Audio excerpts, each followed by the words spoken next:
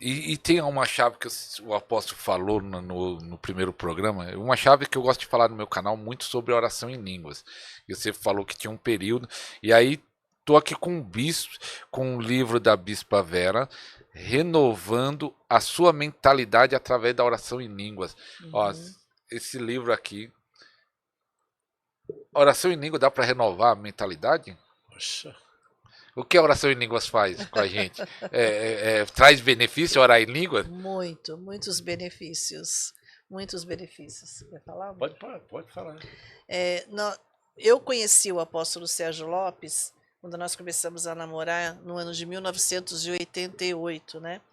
Ele ficava, sempre foi tempo integral, e ele saía de manhã da casa dele, ele ficava 4 a 5 horas numa sala ali na Olavo Bilac, na igreja, onde o pastor deu uma sala para ele ficar orando. E ele ficava lá de 4 a 5 horas todos os dias, orando e lendo a palavra. E ele falava assim, olha, eu oro em línguas e eu leio a palavra orando em línguas, porque aí vem a revelação, porque o Espírito vivifica a palavra. Né? A palavra sem o Espírito ela é morta. Mas só que ele falava aquilo para mim e eu falei assim, ok, né? Só que Mas eu você achava via, estranho? achava Achava bom estranho, ou mas estranho? não, eu achava assim, eu vi Ele ele era falar, batista. eu Então vim da achava igreja estranho. batista, né? Muito estranho. Eu falei assim, poxa, que tanto assunto ele tem para falar com Deus, né? Porque mesmo falando em línguas, eu como uma pessoa um pouco analítica, eu tinha que ter um sentido para mim falar em línguas. Não é apenas falar em línguas, você fica, porque a sua mente ela pode vaguear, vem vários pensamentos, então tinha que haver um sentido. E aí, há mais ou menos 3 anos atrás, olha, 3 anos atrás só, né, que eu fui, eu já orava bastante e tal, não como ele, mas eu comecei a pedir para o Senhor, Senhor, me dá um sentido para eu orar em línguas, porque eu preciso saber por que eu estou orando. E aí o Espírito Santo falou, me lembrou que ele me ensinava sobre ler a palavra orando em línguas, e através da leitura da palavra, e orando em línguas, e também ouvindo a palavra e orando em línguas na minha sala, eu comecei a orar e eu comecei com 2 horas, depois fui para 3 horas e cheguei a 4 horas diárias orando em línguas, sem ver o tempo passar,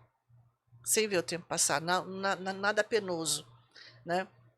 E aí eu lembrei que ele me ensinou que a oração em línguas nos renova. Eu falei assim, mas qual é o sentido de eu ficar... Por que eu estou orando em línguas? E aí o Apesar Espírito... que você sabia disso, né? Mas Que a você oração em queria... línguas edifica, a oração em línguas nos renova. Eu sabia, mas eu queria o mecanismo disso, né? Que ela gosta de Eu gosto de saber saber o como mecanismo, funciona as como coisas. funciona no meu cérebro isso, né? Entender ali, puxa. Entender como é que isso funciona. E eu comecei a estudar sobre a mente humana, eu sou terapeuta, né? E aí eu comecei a estudar sobre como nós funcionamos a nossa mente.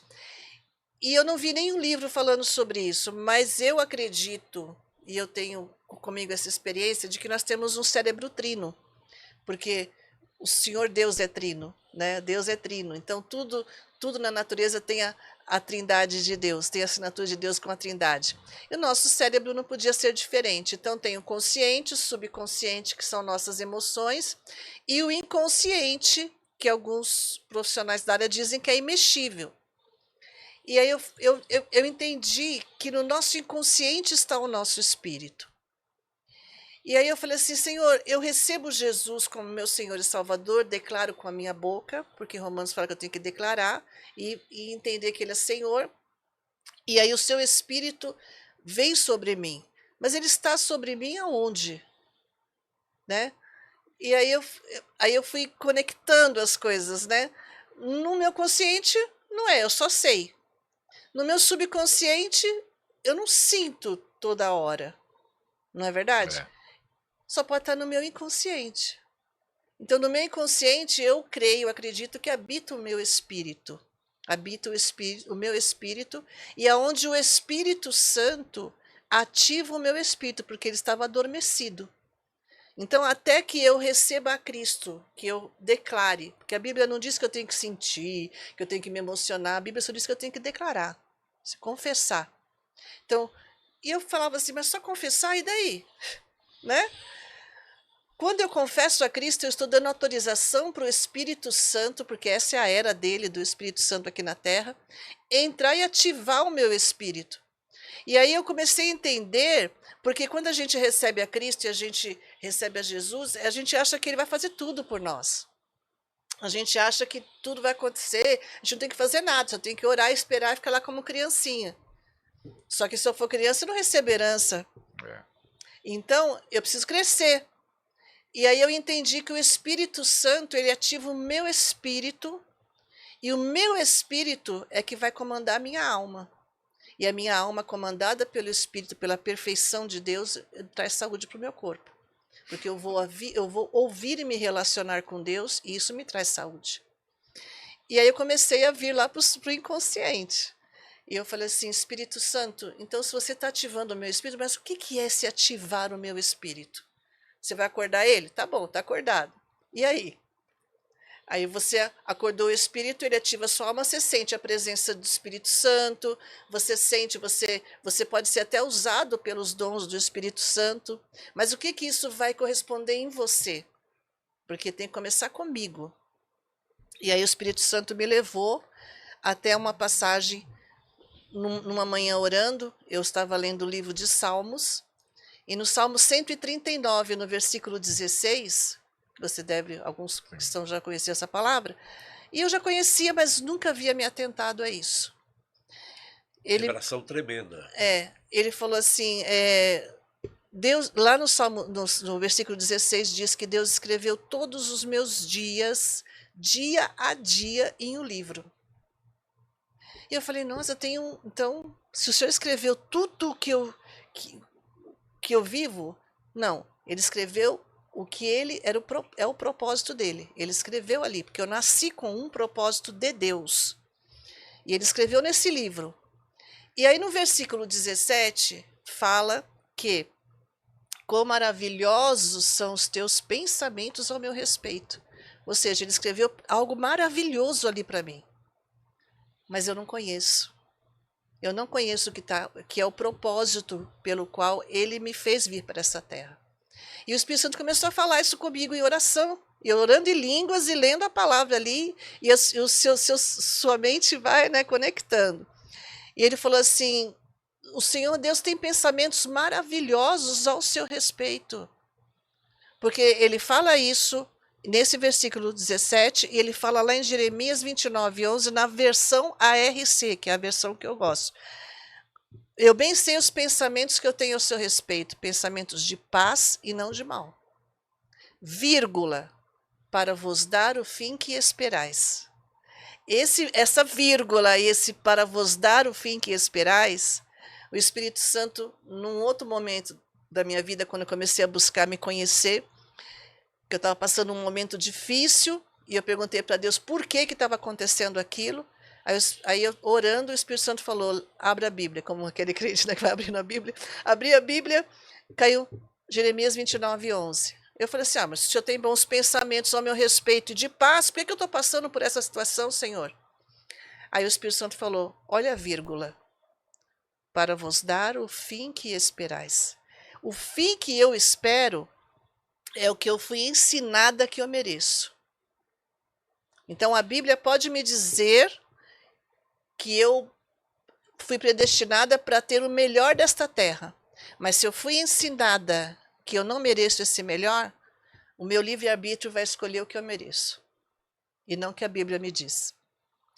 E aí eu fui estudar sobre isso e eu aprendi que dos 0 aos 6 anos, eu aprendo a verdade absoluta, porque meu cérebro é só o subconsciente. Dos 7 aos 12, o meu consciente começa a ser formado, até os 12 anos, e aí eu vou entendendo o que é verdade, o que não é e tal, o que é fantasia. E ali eu fui vendo a minha vida e eu vi que muitas coisas que a Bíblia me diz que eu mereço, eu fui ensinada que eu não mereço quando era criança. Através da minha criação, através da vida que eu tive, através das pessoas que eu convivi, os ambientes que eu convivi. Agora, como mudar isso? Né? Como mudar isso? Aí foi que o Espírito Santo, depois agora, 3 anos atrás, oração em línguas, né, buscando o sentido. O Espírito Santo falou, nesse livro está o que você merece em Deus, o que Deus quer para você. Mas o que está programado no seu subconsciente é o que os seus pais, os ambientes, as pessoas importantes da sua vida programaram. Quando você está orando em línguas, o Espírito Santo está comunicando no seu espírito o que esse livro diz. É forte. E quando o seu espírito recebe essa revelação do que Deus tem para a sua vida, do propósito dele para a sua vida, o seu espírito vai lá para o seu subconsciente e vai dar um sentido novo para o seu merecimento. Entendeu? Porque eu preciso sentir. Se eu não sentir... Então, qual o papel do Espírito Santo? Me revelar no meu espírito e no meu subconsciente, que é onde estão minhas emoções, minhas lembranças, meu sentimento, eu senti a presença dele, mas com uma revelação daquilo que Deus tem para mim.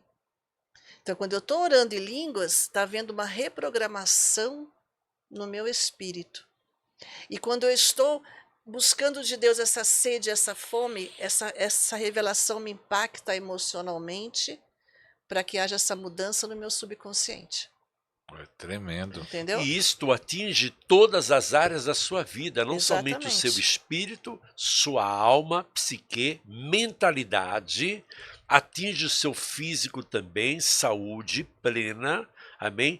Entra na sua, por exemplo, na sua vida conjugal, ela transmite também para a sua vida familiar, até a sua vida econômica financeira muda e seu ministério é ativado. É algo maravilhoso, ou seja, é uma arma poderosa que o Espírito Santo entregou para a igreja, mas que a igreja ainda fica discutindo se isso está ainda existindo ou não, né? E os teóricos ainda questionam sobre isso. E olha o quanto o inimigo tem roubado da igreja. E a igreja precisa estar atenta. E essas experiências de orar em línguas, agora, de 3 anos para cá, que está começando a surgir um movimento no mundo todo. A renovação do orar em línguas. Porque até 10 anos atrás, era só voltado para os pentecostais, ou neopentecostais, ou pentecostais independentes. Hoje está havendo um interesse mundial, hoje, em nossos dias. E a oração em línguas ainda ela é feita sem muito entendimento. Porque a palavra do Senhor nos diz o quê? Quem conhece os pensamentos de Deus, a não ser o seu espírito? Quem conhece os pensamentos do homem, a não ser o espírito do homem? Ali o Senhor Deus deixa bem claro que nós temos responsabilidade sobre nós. Nós não deixamos só na mão, já seja o que Deus quiser. Não é o que Deus quiser. Nós temos responsabilidade. Então, se o Espírito de Deus sabe qual é o propósito do Senhor sobre a nossa vida, quando nós oramos em línguas, o Espírito de Deus vai revelar para o nosso espírito esse propósito. Quando nós buscamos a Deus em espírito, quando nós estamos com fome espiritual, nós estamos dando caminho para o nosso espírito comandar a nossa alma. E ali o nosso espírito vai mudar toda a nossa mentalidade. Então não é o Espírito Santo totalmente. O Espírito Santo vai trazer o sentido, vai nos fazer sentir a presença de Deus. Mas o que vai mudar a mentalidade é o nosso espírito edificado e sabedor do propósito de Deus. Entendeu? Então nós caminhamos junto com o Senhor. O Senhor nos chamou para caminhar com Ele desde Gênesis. Entendeu? Então nós temos responsabilidade. O problema é que a gente fica só preso em ser usado através dos 9 dons do Espírito Santo, que aí é o Espírito Santo através de nós, mas não em nós, edificando nós propriamente. Então, como que ele nos edifica? Através do nosso espírito edificado, que edifica a nossa alma. Aí nós vemos crentes equilibrados emocionalmente, nós vemos crentes não estressados, porque o que tem de crente estressado. E você sabe que o estresse, ele vem, o sentimento de estresse, porque você não sabe lidar com algo. Tudo que você não sabe lidar te estressa. Então, o filho que é mal criado, que você não sabe que se você bate, se você põe de castigo, deixa você estressado. A, a situação que não deu certo, deixa você estressado. Agora, se tudo der certo, se tudo estiver corretamente, se o seu filho for uma bênção para você, se a sua esposa for honrosa com você, se tudo está certo, você fica estressado? Não fica. Então, o que nos estressa é o que nós não sabemos lidar. Só que a pessoa, ao invés de entender isso, ela joga a culpa no diabo, ou joga a culpa em Deus ou em alguém. Ou se culpa. E aí fica a culpa ao invés da graça. E aí o sacrifício de Cristo fica lá desse tamanho, né? E é interessante, isso aqui, para a pessoa que for comprar esse livro ou quiser esse livro, onde acha? Olha, eu nem sei se tem mais, porque nós demos esse livro na igreja. Não tem onde. Tem que fazer a segunda edição. Mas aqui está bem básico aqui, né? Eu conto algumas experiências emocionais. Então tem que escrever outros, maior. Eu vou ter que escrever explicando mais, né? Mas eu acho que nem tem mais, né, Samuel? Tem, parece que tem na igreja. E a gente dá de graça lá para as pessoas que para ter um pouco de experiência. Ele aqui não está falando tudo que eu estou falando para você aqui, sim. Porque eu fiquei de escrever outras etapas, né? Mas eu escrevi esse livro em resposta de uma moça, de duas moças que vieram na nossa igreja e começaram a questionar a minha filha a respeito da oração em línguas. Aí fizeram algumas perguntas, e eu falei, relaciona as perguntas que eu vou escrever a resposta. Aí a resposta que eu escrevi nesse livro, onde eu conto experiências emocionais, eu falo sobre a importância de nós conhecermos o nosso emocional, e daquilo que o nosso emocional foi, o que foi gravado em nós, no nosso emocional, que nós merecemos, porque isso é essencial. Porque eu sempre vou no meu livre-arbítrio optar por aquilo que eu aprendi. Porque a mente humana, ela só processa o que ela já conhece. A mente humana não processa o que ela não conhece. Por isso a importância dos testemunhos na igreja, pastor.